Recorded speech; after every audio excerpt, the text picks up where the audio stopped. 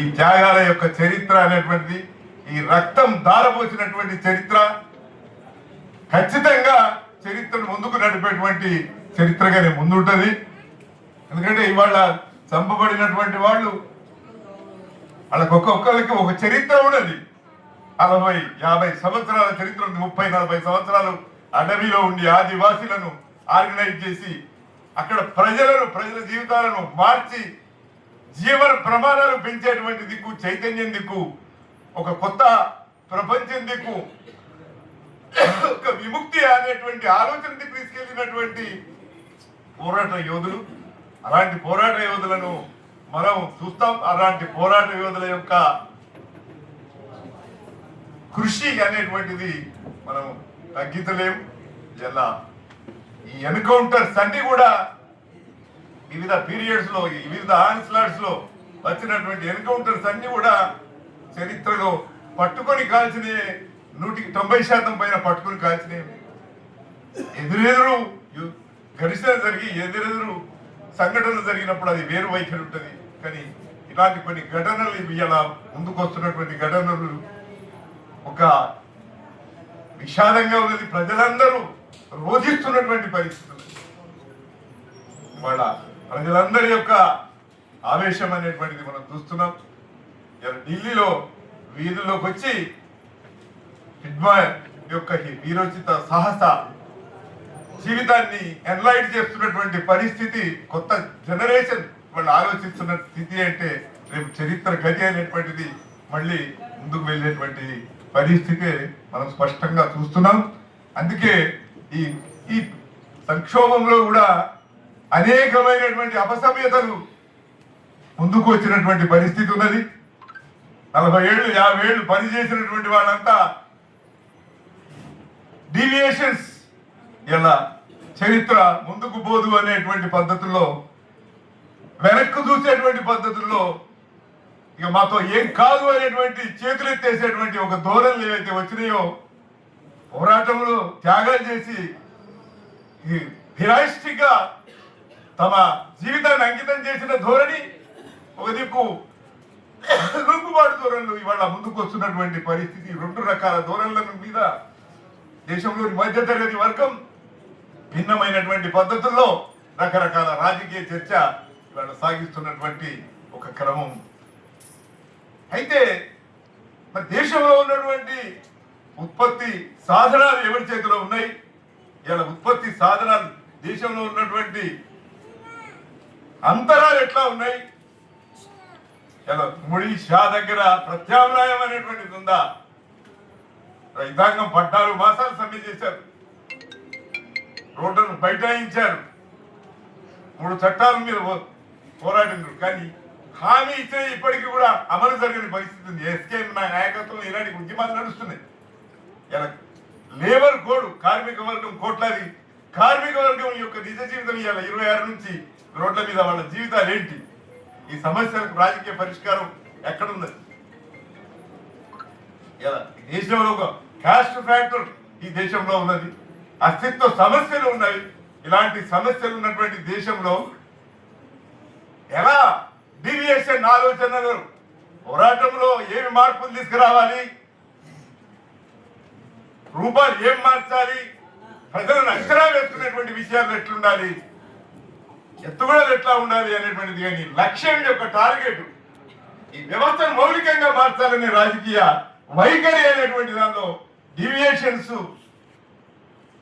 వచ్చినటువంటి నాయకులు, చరిత్ర ఉన్నటువంటి వాళ్ళు, ఆ చరిత్ర ఇవాళ తిరిగి రాసుకున్నటువంటి చరిత్ర చాలా బాధాకరంగా ఉంది. ఎందుకంటే వేణుగోపాల్ మేము పనిచేసిన జిల్లా, మా జిల్లాకు సంబంధించినటువంటి ఆయన సిరిసిల్లలో పాలిటెక్నిక్ చదివినప్పుడు ఉద్యమాలలో ఉన్నట్టు బాగా మేము కలిసి పనిచేసినాం. కోడిశ్వరరావుతో మేము కలిసి పనిచేసాం. ఒకే ప్రాంతంలో ఒక గ్రామంకే 2 వెళ్ళేవాళ్ళం. అలాంటి అనుభవం ఉన్నటువంటి, అలాంటి త్యాగాలు ఉన్నటువంటి ఒక దిక్కు కిషన్ జీ యొక్క త్యాగం ఒక దిక్కు ఉంటే, వేణుగోపాల్ గారు డీవియేషన్ చాలా బాధాకరంగా ఉన్నటువంటి పరిస్థితి.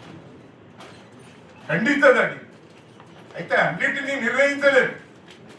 చరిత్రలో ఈ అటు ఇటు ఈ ఊగిసలాటలతోనే చరిత్ర నువ్వు స్పష్టంగా అర్థం చేసుకోవాలి.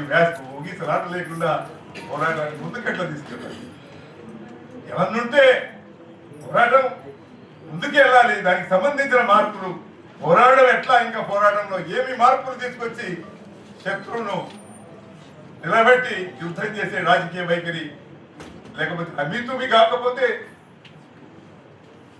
చలనమైతే జరగాలి, మార్పులైతే జరగాలి. భారత చరిత్ర అనేటువంటిది మార్చగలిగినటువంటి ఒక రాజకీయ చలనాన్ని మార్చే దిక్కు పోరాట శక్తులు ఖచ్చితంగా ముందుకెళ్లాల్సినటువంటి అవసరం ఉంది. నిరాశ అనేటువంటిది లేదు.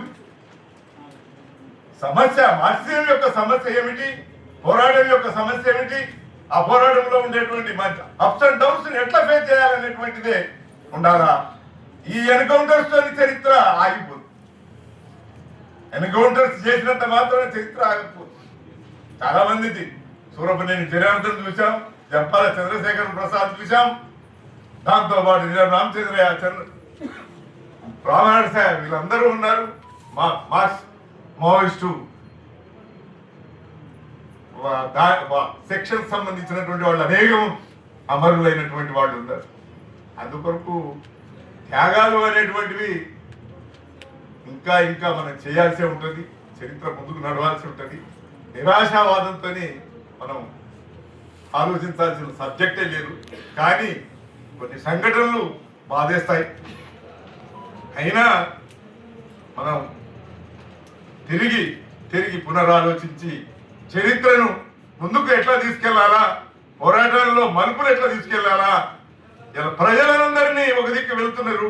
ఆ ప్రజల్లో వచ్చినటువంటి ఒక నయావలస తోరులు కానీ, ఆ ప్రజల్లో వస్తున్నటువంటి పాలక వర్గాల పట్ల భ్రమలు కానీ, ఈ ఎకనమిజం కానీ, ఈ దేశంలో ఉన్నటువంటి పార్లమెంటరీ ప్రజాస్వామ్యం మీద ఏదైనా భ్రమలు ఉంటే వాటిని ఎట్లా తొలగించాలనేటువంటి రాజకీయ ఎత్తుగడలో మరింతగా గతంలో పట్టించుకోని విషయాలన్నింటినీ కూడా ఇలా పట్టించుకొని దాన్ని సరిచేసి పోరాటాల్లో ఒక సరైనటువంటి దిశతో వెళ్ళాలి.